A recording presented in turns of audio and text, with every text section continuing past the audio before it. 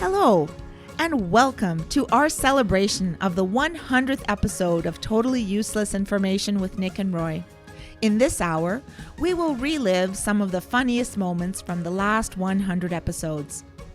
Totally Useless Information with Nick and Roy launched on September 5th, 2019. Although the world has changed in the past couple of years, one thing that hasn't is your appetite for bits and bytes of useless information. Here is how it all began, the pilot episode. Ladies and gentlemen, this is your pilot speaking. We're traveling at 30,000 feet, and it's time for the Totally Useless Information podcast, the pilot episode. Who's flying the plane? Is anyone flying the plane? Who's flying the plane? Fasten your seatbelts as we are your in-flight entertainment. Sit back, relax, and be amazed at how much useless information is out there. How many pounds of skin will a human being shed in their lifetime? The best remedy after being stung by a jellyfish is what? I'm Nick. And I'm Roy, and we go out of our way to scour the internet for totally useless information We really don't need. So join us on this journey as we find out together more useless information out there in this. totally useless information. It's everything you never needed to know. By listening once a week, you'll get smarter than you think. The Totally Useless Information Podcast, hosted by Nick and Roy.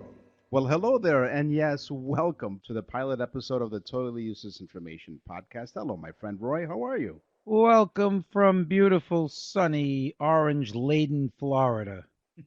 Welcome from beautiful Toronto. We have oranges up here, too. Yes, yes, you do, but you get them from us. But listen, folks, we're 1,500 miles away. We've been friends for how many years, Nick? Over 40 years and counting. 40. Right. So 40 years we've been friends. We met in high school. Nick used to live in the United States. He moved to Canada in 1990. 1990, yeah. Wow. Way back when. Awesome. So here we are, 1,500 miles apart, and we've been doing this podcasting since, well, we first met. But podcasts weren't invented back then, so we finally started to record them. And here we are for you, to give you totally useless information. So, like we said, sit back, relax. You'll be amazed at how much information's out there, and we are here for you. Well, if Al Gore invented the internet, then we invented the damn podcast.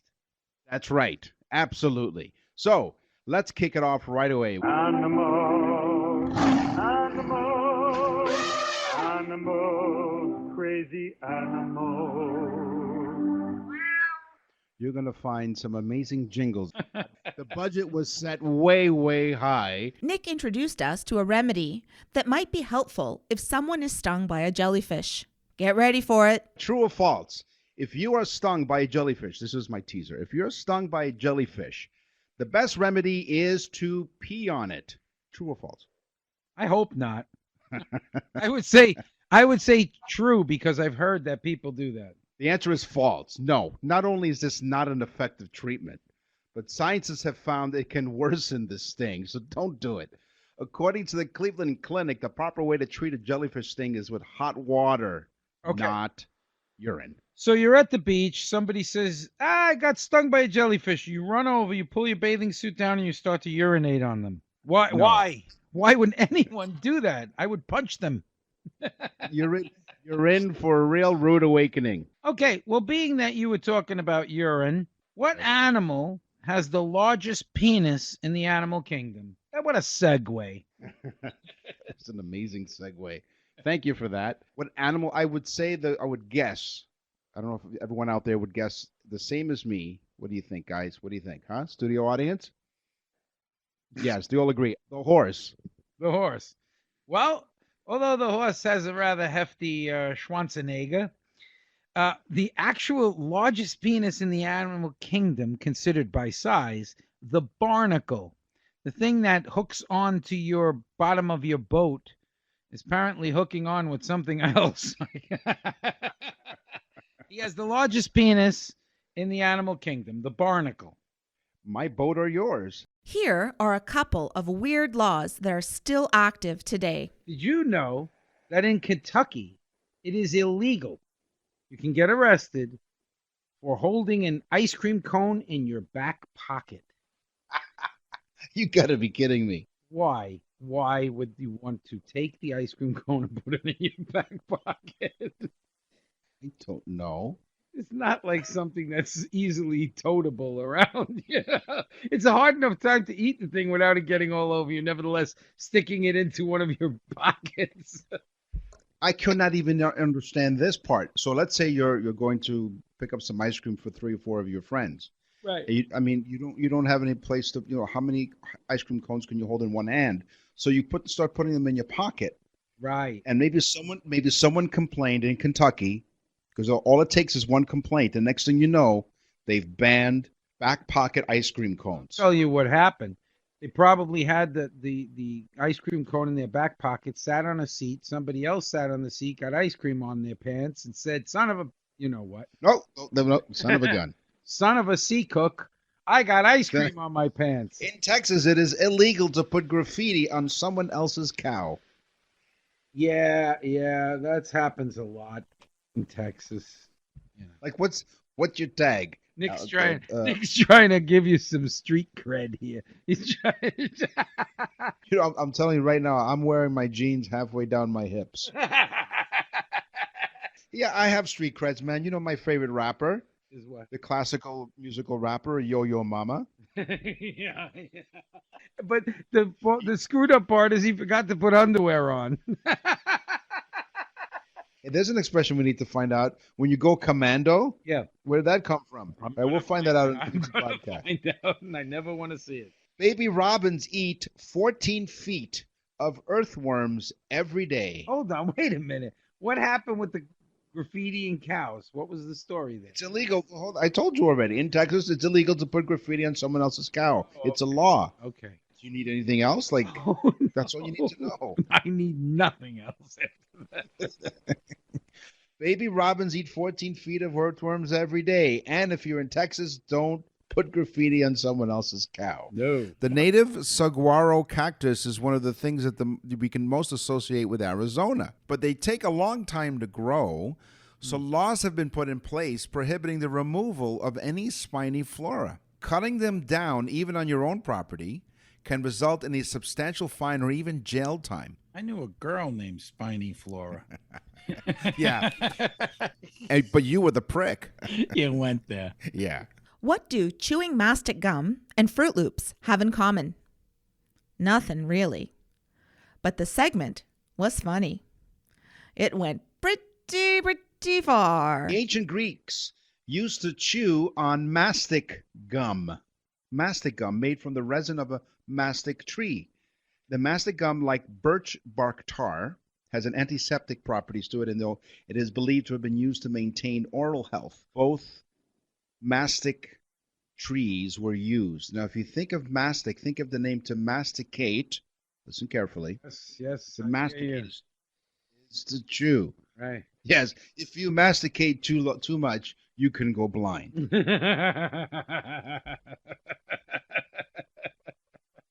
But as the mastic gum comes from, I gotta hand it to you. there you go. You have something else you want to share with the world. Yes, I do. And it's got nothing to do with masticating, which I thought was really off base. Just wrong. You know Fruit Loops? You've had Fruit Loops ever? Delicious, yes. Okay. And there's like what, red and green and blue and Fruit Loops? Yeah, I'm assuming they represent some of the fruit flavors. Right. They all taste exactly the same. There is no separate flavor. They just No, have come different on. colors. They actually all taste identical, and people want the red ones because they think they taste better. That's wild. You just blew my mind. Wow. Yep. No flavor. So the next time I pour a bowl of Fruit Loops, if I close my eyes, it wouldn't matter.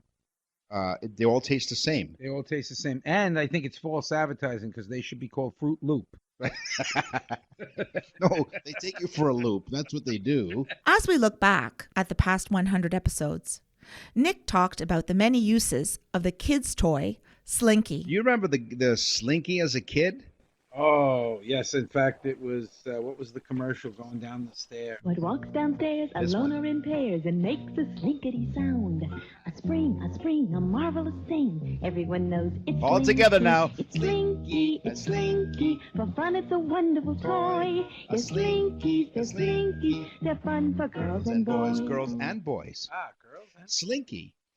For girls and boys. That was a pretty catchy jingle for the day. Slinky was an excellent squirrel deterrent for bird feeders. Ooh. When mounted on the pole of the bird feeder, it stops the squirrels from climbing up the pole. So the squirrel will try to go up and the Slinky will come back down, and the squirrel would not get to the bird feed. It is for girls and boys because I met a girl one time who wore a slinky negligee.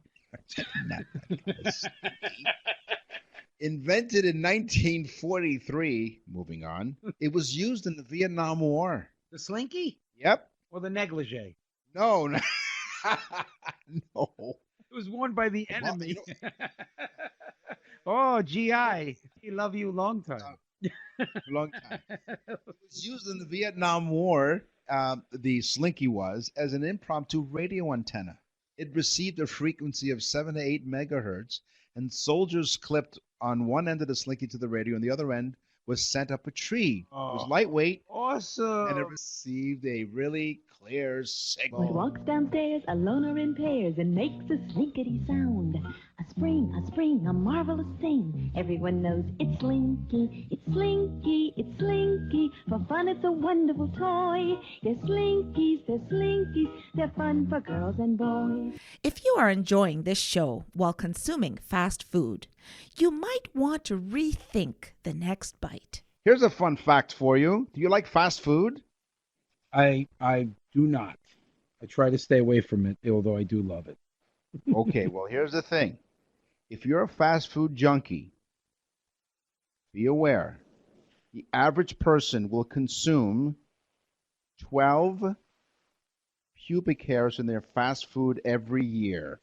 Oh, yummy. So the moral of that story is stay away from the curly fries. Animals, animals, animals, crazy animals.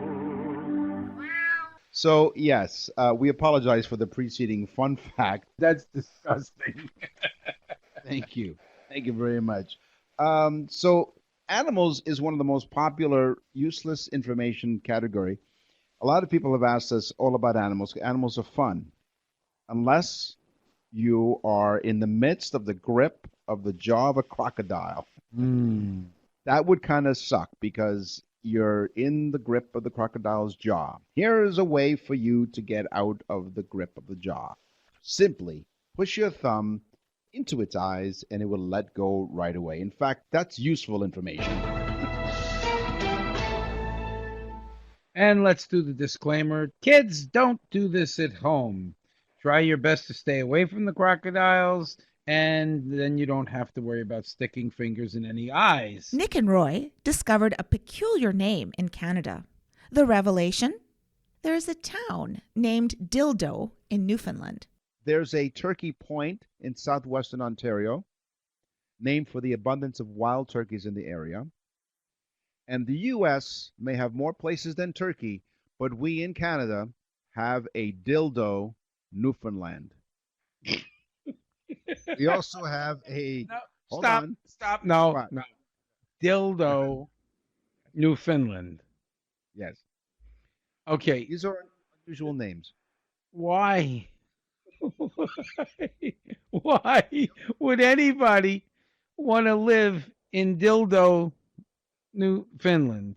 What do they, We also have a head smashed in Buffalo Jump in Alberta. Okay, I'd rather live in Head Smashed In than tell somebody, where do you live? I live in Dildo.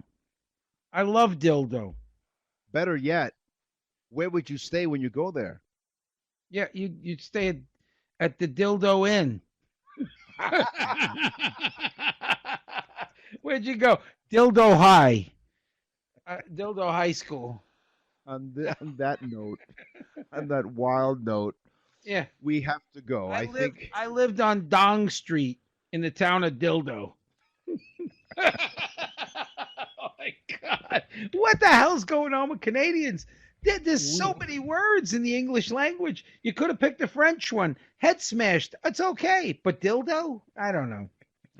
Raspberry smelling jeans were among the many funny inventions talked about by Nick and Roy. Weird Guy scratch and sniff raspberry scented jeans are made by clothing manufacturer Naked and Famous Denim. The Canadian brand boasts of using only raw denim manufactured at a traditional mill in Japan, so you can be assured of quality. For the Weird Guy jeans, raspberry perfume was coated all over the denim and then baked into them. The perfume contains millions upon millions of tiny micro scent capsules that break when you scratch on the surface of the jeans, like a scratch and sniff, releasing the yummy raspberry fragrance. Naked and Famous claims that the scent can last up to 5 washes, and if you wash your jeans just once every 3 months, they'll stand on their own. No, if you Who the hell doesn't wash their jeans? Okay, let me just, I'm all over this one. Okay, first off, do Canadians not wash their jeans but for every 3 months? Okay. But then the most upsetting thing of all is the guy's a Canadian. He invents the jeans. And then he says, so that we can get some good quality, we sent it off to Japan to be made because we can't make them here in Canada. Oh, my God. What if you were told by your employer that you had to wear their underwear under your uniform? That's exactly what happened to Disney employees. Up until 2001, Disney employees were not allowed to wear their own underwear under their costumes. They had to share Disney-issued undergarments. So what were they, Mickey Mouse? Like, here are grown people wearing Mickey Mouse underwear. But after several employees complained, and they complained because they got pubic lice and reported stained undies, the company changed their policy. Oh no, especially being that they didn't make those Disney underwear in anything but youth sizes. So for someone like me, that would be really heartbreaking to put them on. It'd be like a nasty Speedo. At first I thought it said public lice. What, there's private lice? Listen, there's no room for me, nevertheless than pubic lice. This show just went off the rails. Right into Disney World. When it comes to the topic of useless sports information, here's one that may linger after you hear it. It's the professional finger pulling competition. So the finger pulling is no laughing matter in the Alps, okay? This is no laughing matter. Finger wrestling was once used to settle disputes, but it's now a competition that is taken quite seriously by the contenders. The winner is the person who manages to pull the other contestant's finger across the table using only his or her finger, as I said. Contenders pick their digit carefully and subject it to rigorous training involving crushing tennis balls and doing one-finger pull-ups. Professional, not amateur, these are professional finger-pulling competitors in the Alps. It's like, pull my finger. In the Alps, if you say, pull my finger, because it would echo. Useless information about animals was also discussed on the show. Nick found something giggle-worthy about chimps and their drinking habits. Speaking of going to the zoo, sometimes you'll see some chimps. And sometimes you'll see those chimps drinking fermented tree sap. Scientists are studying these chimpanzees in Guinea, and they've seen evidence of long-term and recurrent ingestion of ethanol. There was a 17-year study recording chimps, and and they're using their leaves to these plants to drink the fermented. The 17-year study recorded. I think you drank it. Yes. Yes, I was visiting the chimp cage before I started the show today. The 17-year study recorded chimps using leaves to drink fermented palm sap. Some drank high enough alcohol to produce what they called visible signs of inebriation. Yeah, they get whatchamacalls SUIs, which is swinging under the influence. That's right. It took me a couple of seconds to put that together. It's okay. Yes, I think I had a little bit of that juice myself. I think they are swingers. Yes. In one of the useless facts, Nick suggests a way to improve your car's key fob signal using your head. Roy wondered what would happen if you stuck the key fob, you know where. Holding a remote key fob to your car, if you hold it next to your head, it increases its range because the water in your brain acts as an amplifier.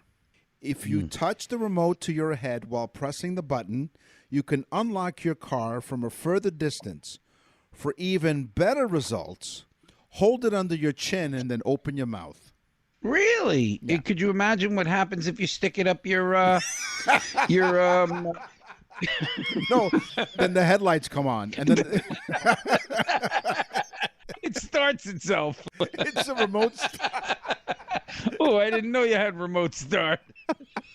Yes, on those cold winter mornings in Toronto, just stick the key fob up the old poop chute, and you can automatically start your car. Geography is one of the many topics on the show. I think this is a place where you and I, Roy, can retire. It's a place called Disappointment Island. Story of our lives. This exactly. I think our names and our plaques are right outside the island. Disappointment Island is an uninhabited island in New Zealand, although there are 65,000 pairs of white-capped albatross who live there. In 1868, a steel tanker crashed on the island, which killed 68 people, leaving the 15 survivors waiting 18 months to be rescued. And in 1907, another ship ended up crashing there, and 12 men drowned. So, note to self, do not go anywhere near Disappointed Island. You'll be disappointed. Yeah, exactly. Not much to see there. Wow, Disappointment Island. You know, Nick, you keep coming up with those stories. I think I'm going to retire our friendship. In this highlight, a government official hid stolen money in an unusual place. This is part of the feature, News from Around the World. A key ally in Brazil's president has been arrested after anti-corruption officers discovered a wad of banknotes in his underpants. Police initially found 10,000 reais, around 1,700. That's what they're called, reais. The $1,750 US they found in a safe. He then asked the cops if he can go to the bathroom, and according to the police report, an officer noticed a large rectangular bulge under the senator's shorts as he walked away. Could you imagine him going through? Here's some American money. Here's some Rias. What's this tube steak in here? So, oh, I'm sorry. That's connected. so he went. They realized this rectangular bulge. Found inside his underwear near his buttocks, according to the report, were stacks of money that totaled around $2,600 US. When asked whether he had any additional cash stowed in his underpants, the senator angrily shoved his hands into his underwear to retrieve more stacks of bills totaling $3,100 US, or $17,000. So the money was stuck behind his buttocks. Behind and in between. A subsequent search, there's more. Not only 3 times, a subsequent search turned up another 250 riases for another $43. What did he say to them? Did he say, I have a life of crime, but it's behind me? My God, his butt looked at the big wad of money and said, the buck stops here? You can't make this stuff up. No. You're listening to a celebration of 100 episodes of totally useless information with Nick and Roy. Listen, laugh, and learn. Nick and Roy covered an invention by Buck Weimer for a U.S. underwear manufacturer named Shreddies. Their claim was that the undergarment can neutralize your air biscuits. Have you heard of Shreddies before? No. This is going to help millions and millions of peoples on the planet. Invented by Buck Weimer for a U.S. underwear manufacturer, Shreddies claim to neutralize the smell of flatulence. The filter, okay, to filter the flatulence's effects, the underwear's airtight fabric is sealed with elastic around the waistband and legs. If you want to buy, yes. If you want, now, how does it work?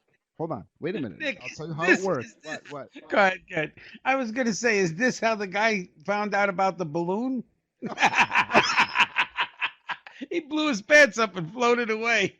No, it would have been helpful. How does it work? Well, Shreddies flatulence filtering garments feature an activated carbon back panel and absorbs all of the flatulence odors.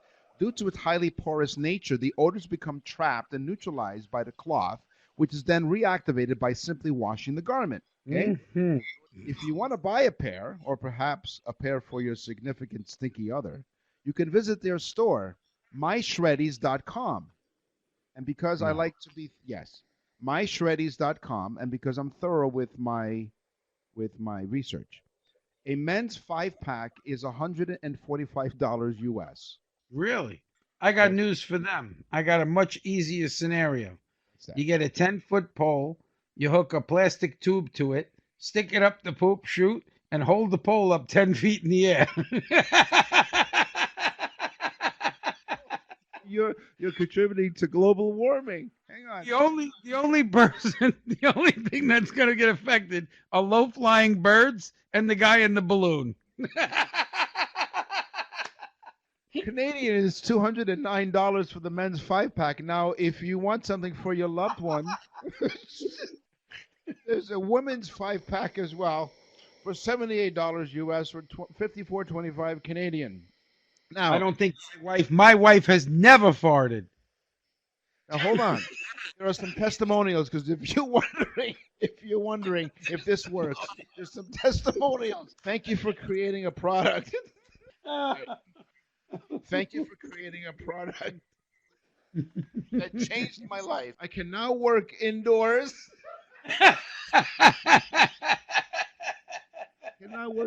Without fear. It has made a remarkable improvement in my social and personal life. This is from Heather in the USA. That's a great thing. And from this is anonymous, and I guess I can understand why. I wish to thank you. This product changed my life. It doesn't matter what I eat. The gas is so bad, and the smell has driven my husband from our room at night. These underwear have given me back my life. I no longer have extreme anxiety about having to pass gas while in the midst of social situations. I'm a nurse. Oh, I great. would almost have panic attacks when stuck in the patient's room too long. This is no longer a problem. Thank you so much for inventing and designing these underwear. They have really changed my life. She walked in the room. She's a nurse, and she said, "Hi, how are you?" And then she had her little attack. Next thing you know, the woman turned around in the bed and looked, and she was about she went from a size 6 to a size 12. All the clothes are blown up, ready to go. Boom! In one of the newest topics, Down the Garden Path, Nick presents plants with rude names. Here's some plants with some rude names. The sausage tree. Oh, boy. It's sacred to many African communities and commonly has large sausage-shaped fruits hanging from its branches. Mm-hmm. Okay. That's sometimes when I hang out in the little tree house. But go ahead. It's often used in herbal remedies and is well for skin treatments, so that you know, okay?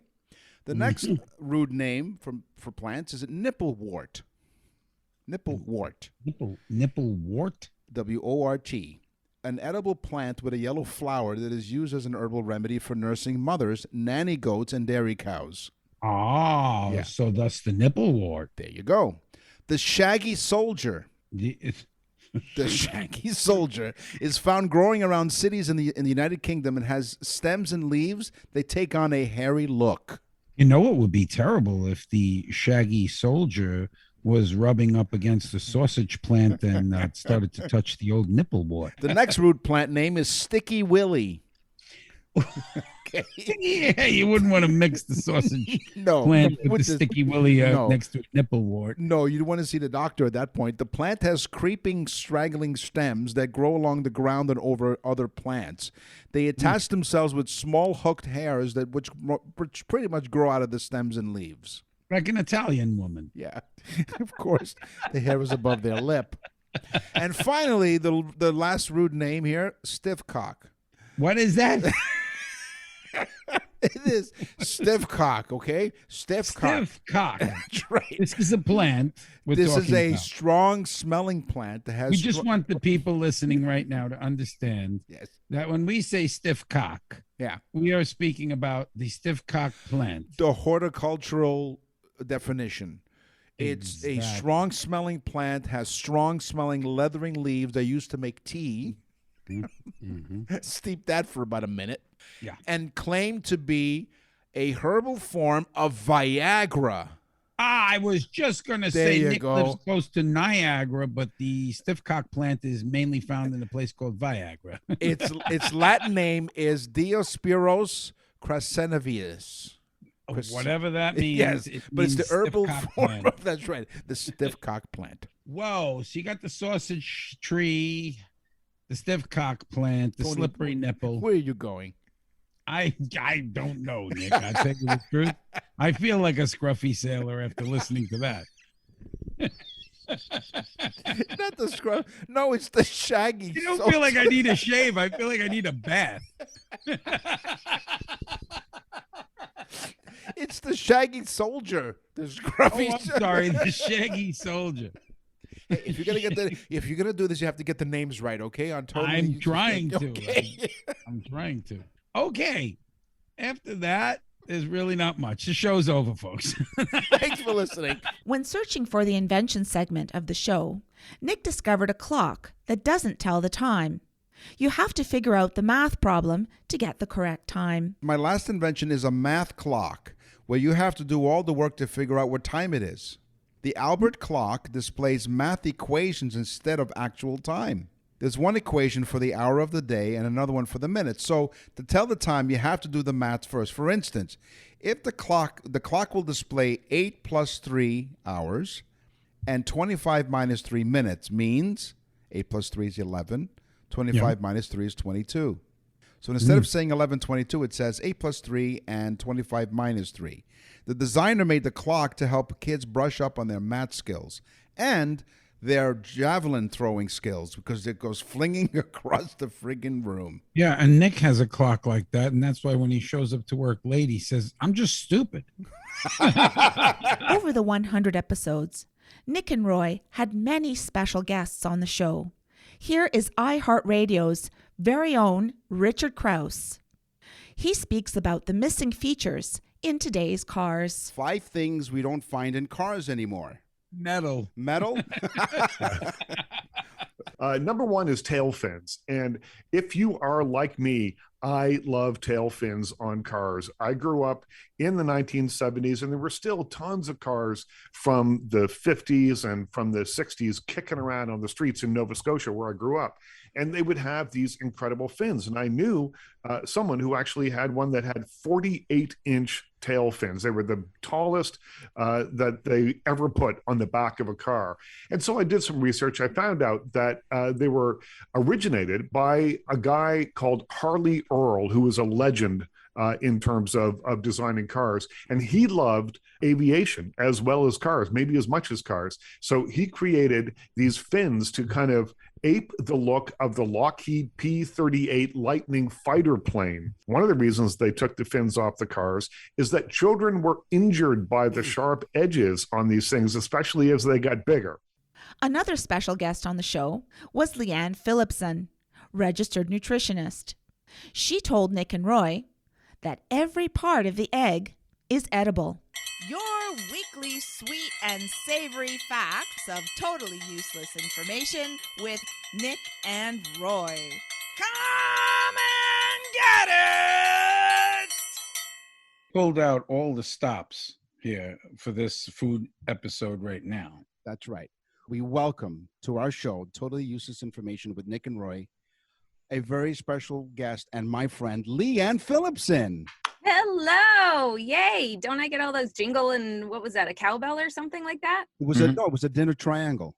Oh, Yeah. of course. Sorry. Yeah, Yes. dinner It's been a triangle. while. It's been a while. She's not really much of a food expert, is she? Doesn't know the difference. She's a food expert, not a jingle expert. That's true. So Leanne is a registered nutritionist, and you can check her out at leannephillipson.com. Like I think about my food a lot, like when I'm eating pizza and McDonald's, No. Wendy's, Taco Bell. By the way, the show is sponsored by Taco Bell. Oh, it's not. Not yet. Not after we're done with this show. Every single part of an egg is totally edible, including the shell, which has actually really high calcium content. Really? Now, eggs, they actually contain the highest quality of any food protein. And the fact that you can also eat the shell brings the nutrition to a whole other level. I love crunchy scrambled eggs. You actually have to cook, you have to do it a little differently. So because like there's all this calcium in there, so you really do need to, rather than just cracking them and throwing everything in, it's advised that you actually boil and dry off the shells, and then you can crush them up with like a pestle and mortar. You can bash them up with a rolling pin and then just mix that powder. You can put it in water. You could put it into, like, if you're making burgers, you can put it into pasta sauce. You can even throw it into your yogurt. And studies show that it can help to decrease osteoporosis. Dan Riskin, a really, really smart guy, schooled Nick and Roy on the sexual behaviors of animals. Our guest today is iHeartRadio's Dan Riskin. He's a biologist with a PhD in bats. He's also a science guy in the media. If you're Canadian, Can I interrupt you, Nick? I Yeah. thought we had Bill Nye, the science guy. You said science. No. This is one. Dan's even better.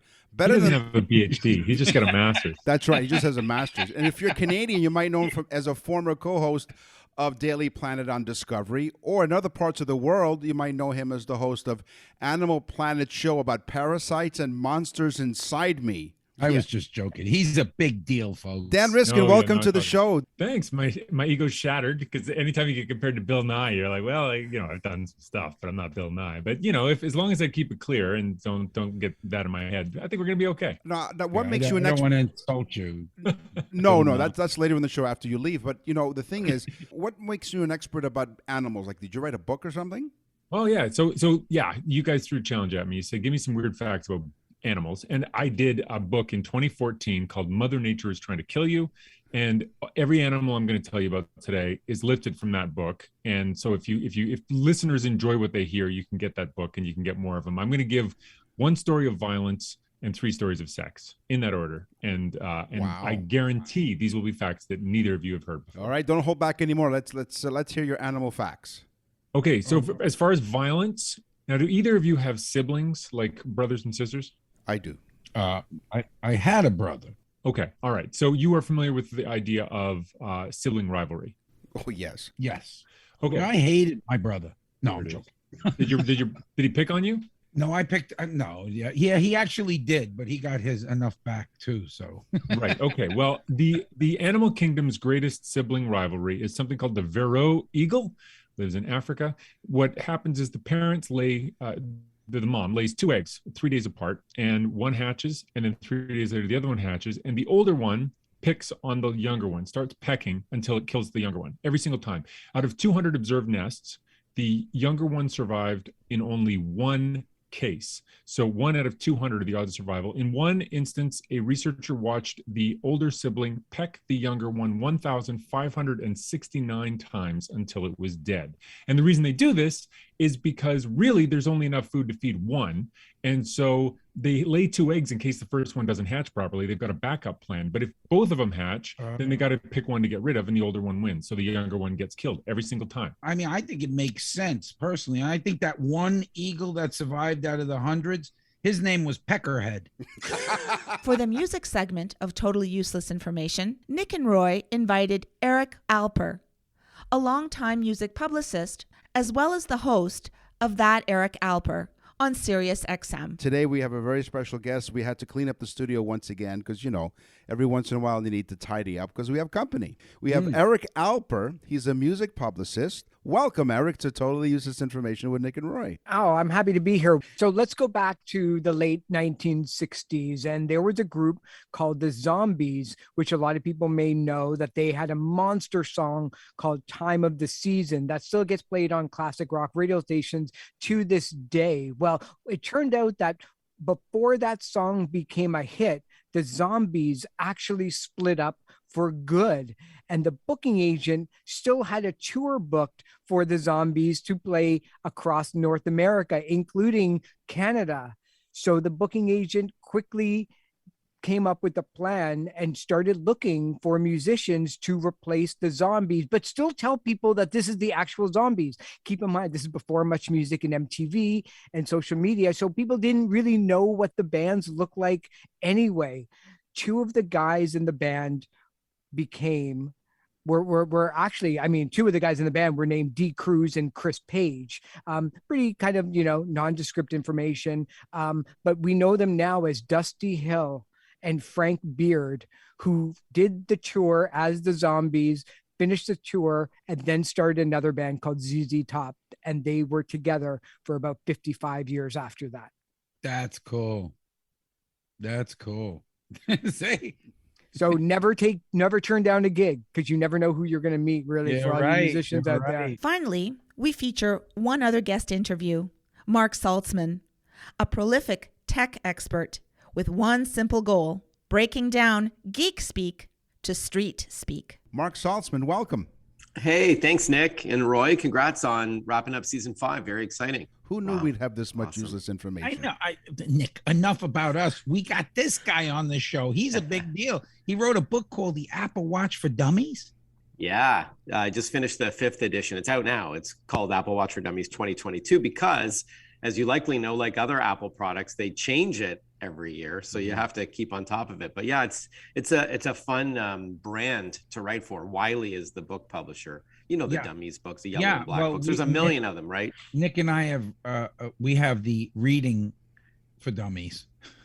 Right. You have Totally Useless Information for Dummies. Yeah, we do. There you know go. what? Yeah, it's an audiobook. Go figure. Yeah, Reading for Dummies, it's an audiobook. That's a good one. I've got some useless facts for you from the golden age of video games. Sure, shoot. Can you name an iconic video game from the 80s that did not require a button at all? Oh. No buttons. No buttons. There's 2 of them, actually. 2 big games. So the answer is Pac-Man. No buttons, right? Think about it. Ms. Pac-Man even better, in my opinion, than Pac-Man, but they did not require a button. We want to thank you for listening to our celebration of 100 episodes. You can access the full library of episodes at nickandroy.com and wherever you get your podcasts.